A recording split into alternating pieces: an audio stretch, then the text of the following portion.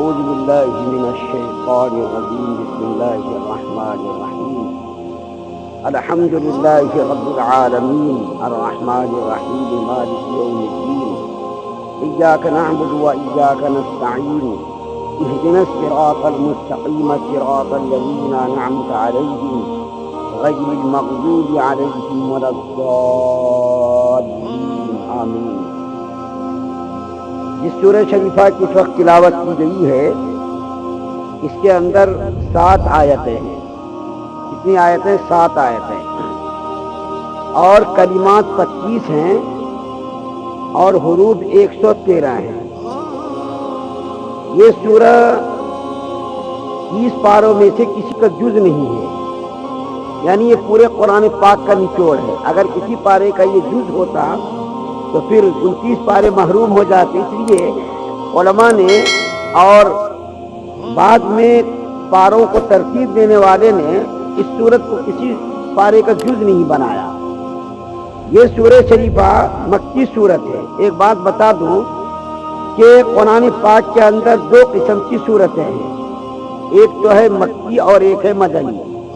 ہر سورت کے شروع میں لکھا رہتا ہے سورۃ الفاتحہ مکیۃ، سورۃ البقرہ مدنیۃ۔ تو اس کا کیا مطلب ہے؟ ہمارے نبی صلی اللہ علیہ وسلم نبوت ملنے کے بعد دنیا کے اندر 23 سال تک زندہ رہے۔ 23 سالوں میں 30 پارے نازل ہوئے۔ 30 پاروں میں سے تقریباً 86 صورتیں مکی زندگی میں نازل ہوئی اور بقیہ 28 صورتیں تقریباً مدینے میں نازل ہوئی۔ ہمارے نبی صلی اللہ علیہ وسلم نبوت ملنے کے بعد مکے کے اندر 13 سال تک رہے۔ 13 سالوں میں جتنی بھی صورتیں نازل ہوئی اس کو کہتے مکی، اور مدینے میں 10 سالوں میں جتنی صورتیں نازل ہوئی اس کو کہتے مدنی۔ مکے میں رہ کر کے جتنی صورتیں نازل ہوئی یعنی 86 کے قریب، چاہے مکے میں رہے ہوں یا مکے سے باہر رہے ہوں، مکی زندگی میں جتنی بھی صورتیں نازل ہوئی سب کو مکی کہتے ہیں۔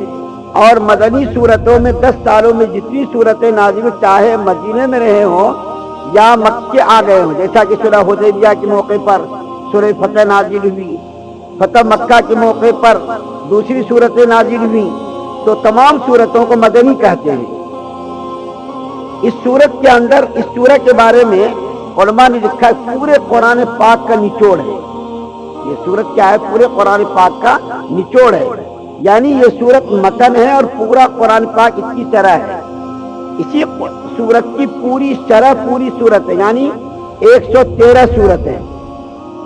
امام فخر الدین رازی رحمۃ اللہ علیہ بہت بڑے مفسر ہیں، انہوں نے کتاب لکھی ہے تفسیر کبیر۔ اس کے اندر انہوں نے لکھا کہ ایک مجلس میں نے ذکر کیا لوگوں کے سامنے کہ سورہ فاتحہ کے اندر 10,000 مسائل ہیں، تو لوگوں نے اعتراض کیا کرے اس کے اندر تو 10,000 حروف بھی نہیں ہے اور 10,000 مسائل کہاں سے آ گئے؟ تو امام غزالی رحمۃ اللہ علیہ نے صرف اعوذ باللہ من الشیطان الرجیم کی تفسیر میں 10,000 مسائل لکھے۔ بتائیے کتنے بڑے عالم ہوں گے۔ اعوذ باللہ من الشیطان الرجیم کے بارے میں انہوں نے تفسیر کے اندر لکھا 10,000 مسائل انہوں نے لکھے۔ اس کے اندر کتنا جو ہے معنی اور کیسے علوم و معارف ہوں گے۔ چنانچہ اللہ کے رسول صلی اللہ علیہ وسلم نے حضرت ابی بن کعب رضی اللہ تعالیٰ عنہ سے فرمایا، اے ابی بن کعب، میں تم کو کیا ایک ایسی صورت کا پتہ نہ بتاؤں جس کا نمونہ، جس کی مثال آسمانی کتابوں میں نازل نہیں ہوئی؟ یعنی ایسی صورت نہ تورات میں نازل ہوئی، نہ انجیل میں نازل ہوئی، نہ زبور میں نازل ہوئی، اور نہ خود قرآن پاک کے اندر ایسی صورت نازل ہوئی۔ تو ابی بن کعب رضی اللہ تعالیٰ عنہ نے عرض کیا، یا رسول اللہ ضرور بتائیے۔ تو اللہ کے رسول صلی اللہ علیہ وسلم نے فرمایا یہی سورۃ الفاتحہ عظیم الشان سورت ہے، یعنی اس کی مثال کسی بھی آسمانی کتاب میں نازل نہیں ہوئی۔ اس کے بہت سارے نام ہیں، علماء نے تقریباً 19 نام لکھے ہیں۔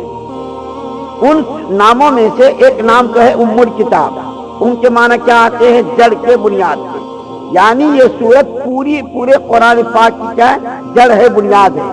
جو مضمون اس کے اندر بیان کیا گیا اسی کی تفسیر، اسی کی تصویر 114 صورتیں ہیں۔ اس صورت کا ایک نام کیا ہے؟ فاتحۃ الکتاب۔ جب ہم نے قرآن پاک کھولا تو سب سے پہلے یہی صورت نکلی ہے۔ تو فاتحۃ الکتاب کا یہی مطلب ہے کہ جب آدمی قرآن پاک کھولتا ہے تو سب سے پہلے یہی صورت نکلتی ہے، یعنی قرآن کو کھولنے والی کتاب. اور اسی طریقے اس صورت کا نام کیا ہے؟ سبع مثانی، یعنی 7 آیتیں پڑھی جانے والی، 7 آیتیں بار بار پڑھی جانے والی 7 آیتیں. چنانچہ قرآن پاک کے اندر بھی اس کا ذکر ہے، وَلَقَدْ آتَيْنَاكَ سَبْعًا مِّنَ الْمَثَانِ وَالْقُرْآنَ الْعَظِيمِ. اے محمد صلی اللہ علیہ وسلم، ہم نے آپ کو 7 آیتیں بار بار پڑھی جانے والی ہم نے عطا فرمائی. اس صورت کا نام بھی کیا ہے؟ سبع مثانی ہے. ایک نام ہے قرآن عظیم، اس صورت کا ایک نام کیا ہے؟ قرآن عظیم. اور ایک اس صورت کا نام کیا ہے؟ ام الکتاب، یعنی کتاب کی ماں. اور اس کا نام ہے سورۃ الحمد. اور اس کا ایک نام ہے سورۃ الصلاۃ. سورۃ الصلاۃ کیوں کہتے ہیں؟ اس لیے کہتے ہیں کہ اسی صورت سے قرآن نماز جب ہم شروع کرتے ہیں، اسی صورت سے قرات شروع ہوتی ہے، تو اس لیے اس کو کہتے ہیں سورۃ الصلاۃ، یعنی ہر رکعت میں یہ صورت پڑھی جاتی ہے. سورۃ الشفا بھی اس صورت کا ایک نام ہے. چنانچہ حضرت ابو سعید خدری رضی اللہ تعالیٰ عنہ کا ایک واقعہ لکھا گیا ہے کتاب کے اندر، تفسیر ابن کثیر کے اندر، کہ ایک مرتبہ یہ سفر میں تھے، ان کے ساتھ اور بھی دوسرے احباب تھے. ایک جگہ انہوں نے قیام کیا، بستی کے لوگوں سے کہا کہ بھائی ہمارے کھانے پینے کا ذرا انتظام کر دو، ہم لوگ مسافر آدمی ہیں. تو کسی نے بھی ان کے کھانے پینے کا بندوبست نہیں کیا. اتفاق سے اس قوم کا جو لیڈر تھا، سردار تھا، اس کو بچھو نے کاٹ لیا. تو اس قوم کے سردار کی باندی آئی، نوکرانی آئی اور آ کر کے کہا کہ بھائی تم لوگوں میں کوئی منتر جانتا ہے کیا؟ کسی کو کوئی دعا، کوئی امر معلوم ہے کیا کہ ہمارے سردار کو بچھو نے کاٹ لیا، اس کا علاج کر دے؟ تو حضرت ابو سعید خدری رضی اللہ تعالیٰ عنہ گئے اور انہوں نے جا کر کے اسی صورت کی تلاوت کی اور تلاوت کر کے اس کو دم کر دیا. اس کی بیماری ختم ہو گئی، بچھو کا ڈنگ ختم ہو گیا. تو ان لوگوں نے 30 بکریاں دی، دودھ بڑی مقدار میں دیا اور کھانے پینے کا بہت سامان دیا. اس کے بعد وہ لوگ جب اس کے سامنے جب یہ سامان پیش کیا گیا تو لوگوں نے کہا کہ اس کا استعمال جائز ہے یا ناجائز ہے. تو ان لوگوں کے اندر ایک خوبی اور ایک کمال یہ تھا، اپنی مرضی سے وہ لوگ کوئی کام نہیں کرتے تھے. جب بکریاں آ گئی، دودھ آ گیا اور دوسرے کھانے کے سامان آ گئے، تو ان لوگوں نے کہا کہ سب سے پہلے اللہ کے رسول صلی اللہ علیہ وسلم کی خدمت میں جا کر اس کے بارے میں تحقیق کریں گے، ان چیزوں کا استعمال جائز ہے یا ناجائز ہے. چنانچہ اللہ کے رسول صلی اللہ علیہ وسلم کی خدمت میں وہ لوگ آئے اور آ کر کے عرض کیا، یا رسول اللہ صلی اللہ علیہ وسلم، اس قسم کا واقعہ پیش آیا اور ان لوگوں نے یہ ساری چیزیں دی ہیں اور ہم نے دعا پڑھ کر اس کے اوپر دم کر دیا، اس کی بیماری ختم ہو گئی. تو اللہ کے رسول صلی اللہ علیہ وسلم نے پوچھا کہ تم نے کون سی صورت پڑھی تھی؟ تو حضرت ابو سعید خدری رضی اللہ تعالیٰ عنہ نے عرض کیا، سورہ فاتحہ میں نے پڑھ کر کے دم کیا تھا. تو اللہ کے رسول صلی اللہ علیہ وسلم نے فرمایا یہ سورۃ الشفا بھی ہے، یعنی ہر قسم کی روحانی بیماری، ایمانی خرابیوں کو یہ سورت کیا کرتی؟ دور کرتی ہے. تو اللہ کے رسول صلی اللہ علیہ وسلم نے فرمایا تم بھی کھاؤ، مجھے بھی کھلاؤ، میرا بھی حصہ لگاؤ. تو اس سورت کا ایک نام سورۃ الشفا بھی ہے. اور اس سورت کا ایک نام سورہ رقیہ بھی ہے، اس کا نام ایک اساس القرآن بھی ہے. اور اس کا ایک نام سورہ واقعہ بھی ہے، اس کا ایک نام سورۃ الکنز بھی ہے، اور اس کا ایک نام سورۃ السوال بھی ہے. اس کے اندر سوال کیا گیا، بندوں نے اس کے اندر دعائیں مانگی ہے. اس کے اندر 7 آیتیں، 7 آیتوں میں سے شروع کی 3 آیتوں میں تو اللہ تعالیٰ کی حمد اور اللہ تعالیٰ کی تعریف ہے اور اللہ کی ثنا ہے، اور اخیر کی 3 آیتوں میں بندوں کی طرف سے اللہ سے دعا مانگی گئی ہے، ہدایت کی دعا، جس کا ہم انشاءاللہ ذکر کریں گے. اور بیچ کی جو آیت ہے ایاک نعبد و ایاک نستعین، یہ دونوں میں مشترک ہے، یعنی اس کے اندر اللہ کی حمد بھی ہے اور اس کے اندر بندوں کی طرف سے دعا بھی ہے. ایک حدیث میں آتا ہے کہ اللہ کے رسول صلی اللہ علیہ وسلم کی خدمت میں ایک مرتبہ حضرت جبریل علیہ السلام بیٹھے ہوئے تھے.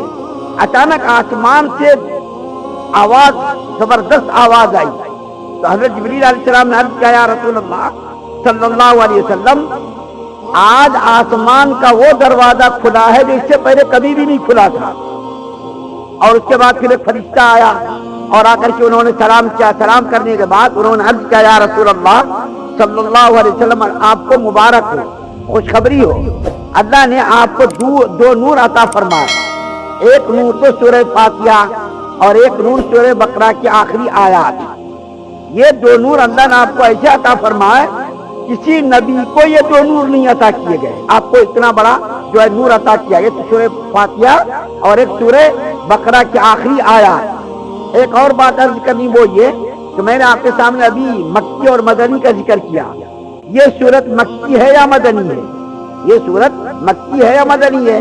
مدینے میں نازل ہوئی یا مکے میں نازل ہوئی؟ اس کے بارے میں حضرت عبداللہ ابن عباس رضی اللہ تعالیٰ عنہما فرماتے ہیں یہ سورت مکی ہے، یعنی مکے میں نازل ہوئی۔ اور اس کے ساتھ ساتھ ابو قتادہ رحمۃ اللہ علیہ بھی بہت بڑے مفسر، وہ بھی کہتے ہیں یہ مکے میں نازل ہوئی۔ لیکن حضرت ابو ہریرہ رضی اللہ تعالیٰ عنہ اور حضرت ابو مجاہد اور اس کے علاوہ عطا ابن یسار یہ لوگ کہتے نہیں یہ سورت مدینے میں نازل ہوئی، مکے میں نازل نہیں ہوئی۔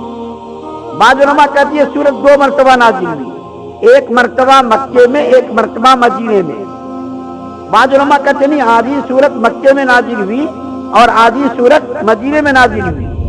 تو اس سورت کے بارے میں لیکن پہلا قول ہی زیادہ صحیح ہے، حضرت عبداللہ ابن عباس رضی اللہ تعالیٰ عنہما کا قول ہی صحیح ہے، یہ سورت مکے میں نازل ہوئی، مدینے میں نازل نہیں ہوئی۔ تمہارے کئی سورت کے بڑے فضائل قرآن کے اندر اور احادیث کے اندر بیان کیے گئے ہیں، جس کو ہم مختصر وقت میں ذکر نہیں کر سکتے، انشاءاللہ اس کا خلاصہ ہم بیان کریں گے۔ اللہ سے دعا ہے کہ اللہ تعالیٰ ہم تمام مسلمانوں کو مکمل شریعت مطہرہ پر عمل کرنے کی توفیق عطا فرمائے۔